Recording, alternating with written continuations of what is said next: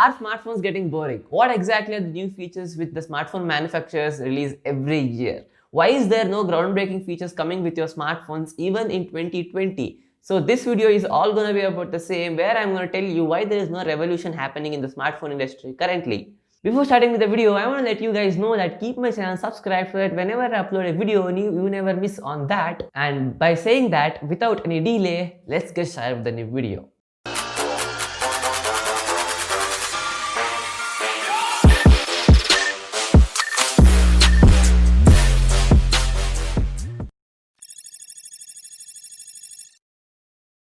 From the time when the original iPhone was released back in 2007, all other smartphone companies are following the same smartphone blueprint for the smartphone designs.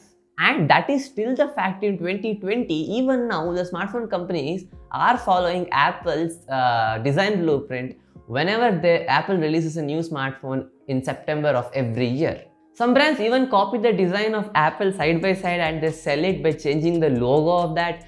Why like this? Is there no place in the tech world where new smartphone designs can come into the market?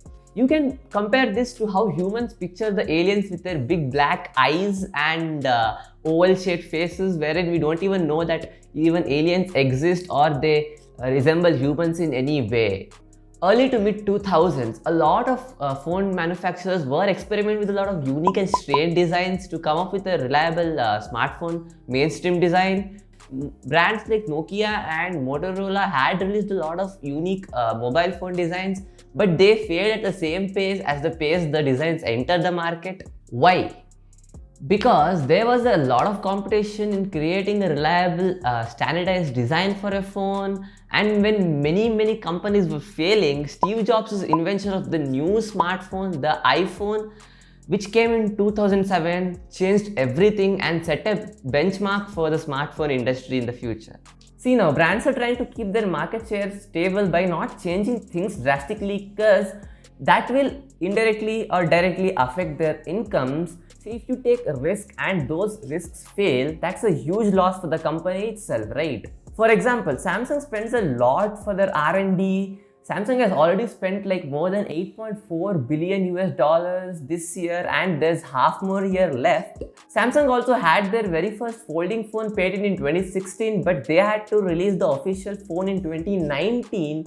And the same goes to the double or triple cameras in your phones right now. The first dual camera setup was in 2017, which was almost 10 years after the first release of the iPhone. So there's a lot more that goes behind brands getting you revolutionary features as they take very conscious steps when it comes to their financial decisions. Now, as most of the smartphone companies have an annual release schedule, they have less than a year to bring you new different features on their phone. So what they end up doing is they take their old phone, slightly improve a little bit of features and tech, and put some software extras into it and release it with a new name every subsequent year. For example, listen carefully. iPhone 10, iPhone XS, iPhone 11, iPhone 11 Pro.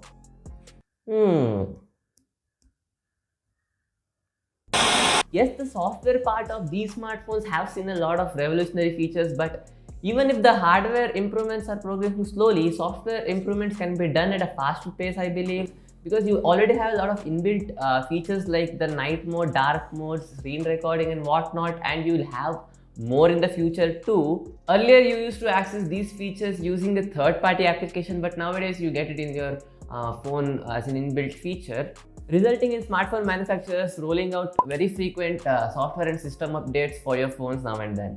In the end, I would just say that don't be in a hurry to buy a new phone every year whenever a new phone comes out. And also, you need not be insecure about your 1-year-old phone, because if you go out and buy a new phone right now, there's a huge probability that your new phone's performance levels are almost the same of your older phone's performance levels. Not only your smartphones, this also applies to your laptops, your tablets and all your gadgetry. There's not much of an improvement happening for every year's smartphone or laptop release. So it's better you wait for at least 2 years before you upgrade your phones, unless it is very necessary.